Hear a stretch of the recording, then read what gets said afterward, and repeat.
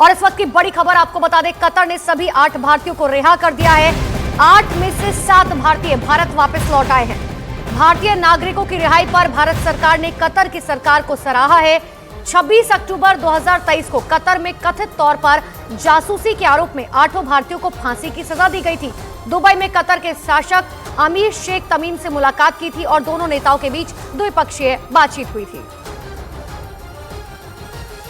और ज्यादा जानकारी के लिए मेरे सहयोगी नीरज मेरे साथ फोन लाइन पर जुड़ चुके हैं। नीरज, ये बहुत बड़ी सफलता है भारत की, क्योंकि जिस तरीके से मुलाकात दोनों नेताओं की हुई थी, उसके बाद हमने ये देखा कि 8 भारतीयों को उनकी जो फांसी की सजा थी पहले उसे रद्द किया गया और अब रिहा करने की बात सामने आ रही है।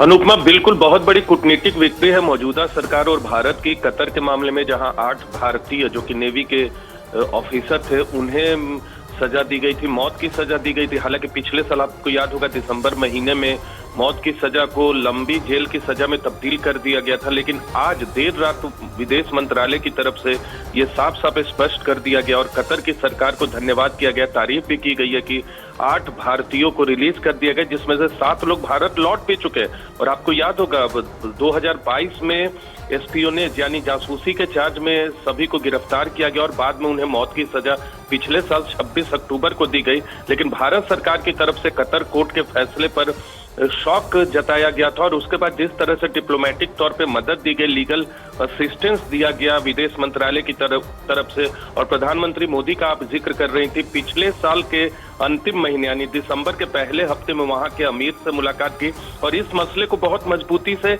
रखा भी था। और लगातार विदेश मंत्रालय के अधिकारी, कतर में मौजूद भारतीय राजनयिक लगातार इस मसले पर असिस्ट कर रहे थे। परिवार वालों को, जो लोग गिरफ्तार थे जिन्हें सजा दी गई थी, उनके परिवार वालों से लगातार संपर्क में थे। वकीलों के माध्यम से मदद दी जा रही थी और प्रधानमंत्री से लेकर जो तमाम बड़े अधिकारी हैं विदेश मंत्रालय या कतर में, वो लगातार इस पर पैनी नजर रखे हुए थे और जिसका नतीजा कि 7 भारतीय लौट चुके हैं। और कूटनीतिक सफलता के बारे में देर रात, अब से कुछ ही घंटे पहले विदेश मंत्रालय की तरफ से आधिकारिक तौर पर जानकारी देकर बताया गया है कि 7 भारतीय लौट चुके हैं, 8 को रिहा कर दिया गया है। कुल अब 1 बचे हैं, वो भी लौट जाएंगे। और इस पूरे मसले पर वहां के अमीर को विशेष तौर पे तारीफ का पात्र इस पूरे प्रेस के बयान में बताया गया है। बिल्कुल नीरज, ये बहुत बड़ी सफलता है भारत के लिए। बहुत बहुत शुक्रिया आपका तमाम जानकारी के लिए नीरज। लेकिन देखिए, 7 भारतीय जो है वो वापस लौट चुके हैं, लेकिन आपको ये बताते हैं कि आखिर ये पूरा मामला क्या है, कहां से इस पूरे मामले की शुरुआत हुई थी और आखिर क्या वजह थी कि वो तस्वीर जब सामने आई थी जब प्रधानमंत्री नरेंद्र मोदी की कतर के नेता के साथ मुलाकात हुई थी। देखिए, 30 अगस्त 2022 की बात करें तो 8 भारतीय नागरिकों को 30 अगस्त 2022 को हिरासत में लिया गया था। इतना ही नहीं, सभी 8 पूर्व नौसेना अफसरों पर कतर में जासूसी का आरोप लगा था और उसके बाद 1 अक्टूबर 2022 को भारत के राजदूत ने भारतीय नागरिकों से मुलाकात की। 3 अक्टूबर 2022 को पहला काउंसलर एक्सेस दिया गया।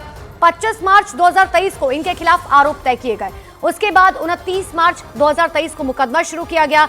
26 अक्टूबर 2023 को 8 भारतीय नागरिकों को फांसी की सजा दे दी गई। 20 नवंबर 2023 को फांसी के खिलाफ कोर्ट में अपील की गई और 1 दिसंबर 2023 को पीएम मोदी ने कतर के शासक अमीर शेख तमीम से मुलाकात की और ठीक उसके 2 दिन बाद यानी कि 3 दिसंबर 2023 को भारत के राजदूत को काउंसलर एक्सेस दिया गया। 7 दिसंबर 2023 को कोर्ट में फिर से सुनवाई शुरू हुई और 28 दिसंबर 2023 को कतर की कोर्ट ने फांसी की सजा को पलट दिया। 12 फरवरी को सभी 8 भारतीय नागरिकों को रिहा कर दिया गया। तो ये टाइमलाइन आपको बता रहे हैं कि कब क्या कुछ हुआ, लेकिन भारत के लिए कितनी बड़ी ये जीत है इसी से समझा जा सकता है कि प्रधानमंत्री नरेंद्र मोदी ने जब मुलाकात की और उसके बाद फैसला पलट दिया गया। ये देखिए, कतर से 7 भारतीय जो है वो जब लौटकर 7 भारतीय जो है वो लौट चुके हैं। 1 भारतीय जो है वो फिलहाल वहां पर अभी मौजूद है।